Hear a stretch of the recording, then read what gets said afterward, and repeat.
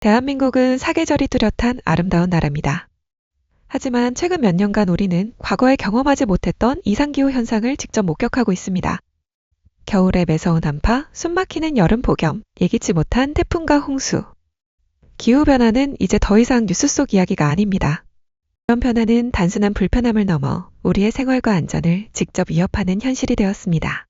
실제로 지난 10년간 기상이변의 빈도와 강도는 급격히 증가했고 더 이상 안전지대는 없습니다. 매년 심화되는 이상기후와 함께 최근 연이어 발생한 대형 화재 사고는 우리 건축물의 안전성에 대한 근본적인 질문을 던지고 있습니다. 여기에 제로에너지 건축 의무화라는 국가정책이 더해지며 건축 자재 시장은 지금 전례 없는 대격변의 시기를 맞고 있습니다. 그렇다면 이 변화의 시대에 우리가 지어야 할 집은 어떤 모습이어야 할까요? 그 답의 중심에는 바로 단열이 있습니다. 단열은 단순히 냉난방비를 줄이는 기술이 아닙니다. 주거의 품질을 결정하는 가장 기본적인 구조적 장치이자 건물의 수명을 연장시키는 보이지 않는 뼈대입니다. 하지만 단열의 성능은 어떤 자재를 사용하느냐에 따라 완전히 달라집니다. 자재의 구조, 밀도, 열전도율, 시공 방식, 이 모든 요소가 단열 효율에 직결됩니다. 오늘은 건축 현장에서 가장 널리 사용되는 대표적인 단열재들을 비교 분석하는 시간을 가져보도록 하겠습니다. 첫 번째로 알아볼 단열재는 미네랄울입니다.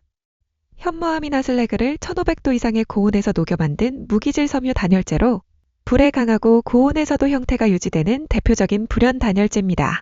화재 안전이 중요한 건축물에서 주로 사용되며 최근에는 알루미늄 필름을 부착해 방습성과 시공성을 강화한 제품도 등장했습니다. 표면의 알루미늄층은 복사열을 반사시켜 내부 공간으로 열이 전달되는 것을 효과적으로 막아줍니다. 다만 습기에 장기간 노출될 경우 성능 저하가 발생할 수 있고 시공비가 높은 편입니다. 미네랄울은 친환경성과 안정성을 중시하는 해외 시장에서는 이미 대세로 자리 잡았고 국내 역시 무기질 단열재 중심으로의 전환이 빠르게 진행되고 있습니다. 두 번째로 알아볼 단열재는 비드법 단열재 일종입니다. 흔히 스티로폼으로 알려진 EPS 단열재는 가볍고 가격이 저렴하며 가공이 쉬워 현장에서 널리 사용됩니다. 경제성이 뛰어나 건축 현장은 물론 포장재, 완충재 등 산업 전반에서 폭넓게 활용됩니다. 하지만 습기에 약하고 불에 쉽게 타는 단점이 있어 강화된 내화 기준을 충족하기 어렵습니다.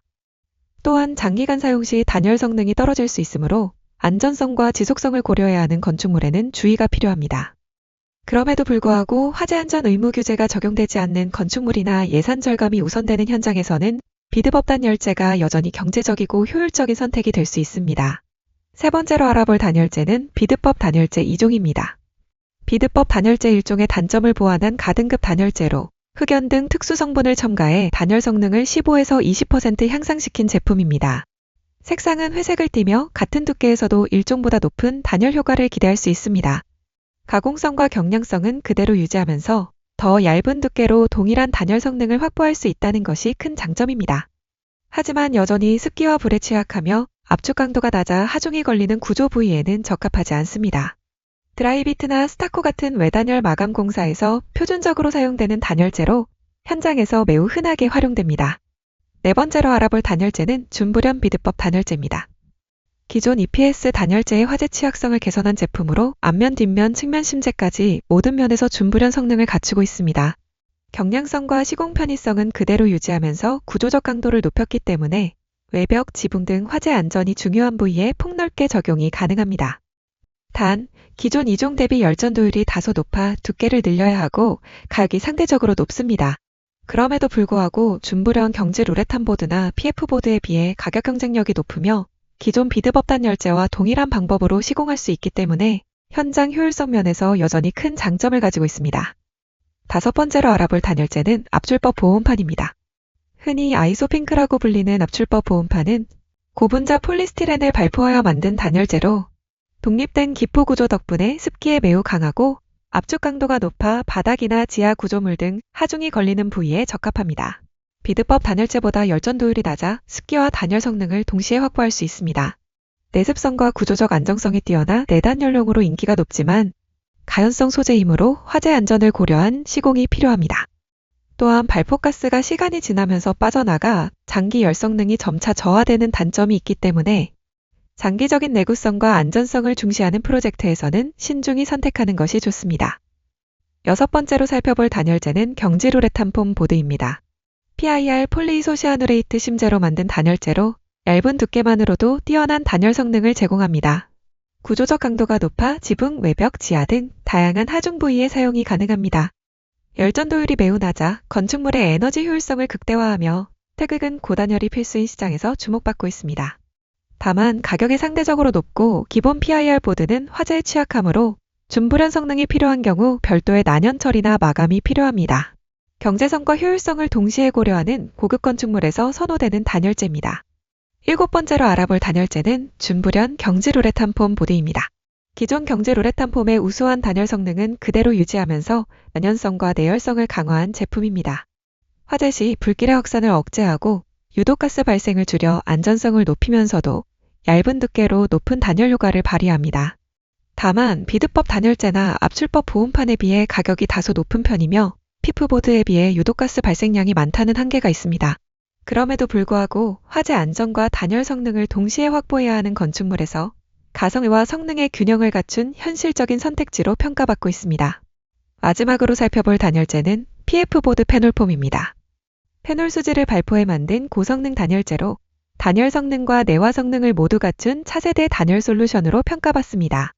매우 낮은 열전도율 0.02W 퍼미터 켈빈을 자랑하며 같은 두께의 비드법 단열재 일종보다 최대 1.8배 높은 단열 성능을 보여줍니다. 특히 실내 단열재로 사용할 경우 두께를 줄이면서도 동일한 단열 효과를 얻을 수 있어 공간 활용성이 뛰어납니다. 또한 독립기포 발포 구조로 가스 손실이 적어 장기적으로도 안정적인 단열 성능을 유지합니다. 불이 붙어도 쉽게 번지지 않고 수처럼 탄화되는 준불연 성능을 갖춰 유독가스 발생이 적고 인명피해를 최소화할 수 있는 단열재로 꼽힙니다. 단점으로는 비교적 높은 가격과 수분에 대한 민감성, 그리고 정밀한 절단 및 시공이 필요하다는 점이 있습니다. 하지만 장기적인 에너지 절감 효과와 내구성을 고려한다면 PF보드는 단열재 중에서도 가장 경제적이고 미래지향적인 선택지로 평가받습니다. 단열 성능은 열전도율 수치로 평가되며 이 값이 낮을수록 단열 효과가 뛰어납니다. PF보드와 경질우레탄 보드는 매우 낮은 열전도율을 보이며 대표적인 고성능 단열재로 꼽힙니다. 하지만 수치만으로 최고의 단열재를 단정할 수는 없습니다. 단열재는 적용 부위, 시공 환경, 예산, 유지 관리 조건 등에 따라 성능이 달라집니다. 즉, 가장 좋은 단열재가 아니라 가장 알맞은 단열재를 선택하는 것이 중요합니다. 각 자재의 특성과 시공 목적을 정확히 이해하고 비교한다면 그 공간에 가장 효율적인 단열 솔루션을 찾을 수 있을 것입니다. 이상 친환경 단열재 제조 전문기업 에너가드 컴퍼니였습니다. 시청해주셔서 감사합니다. 만족하셨다면 좋아요와 구독 부탁드립니다.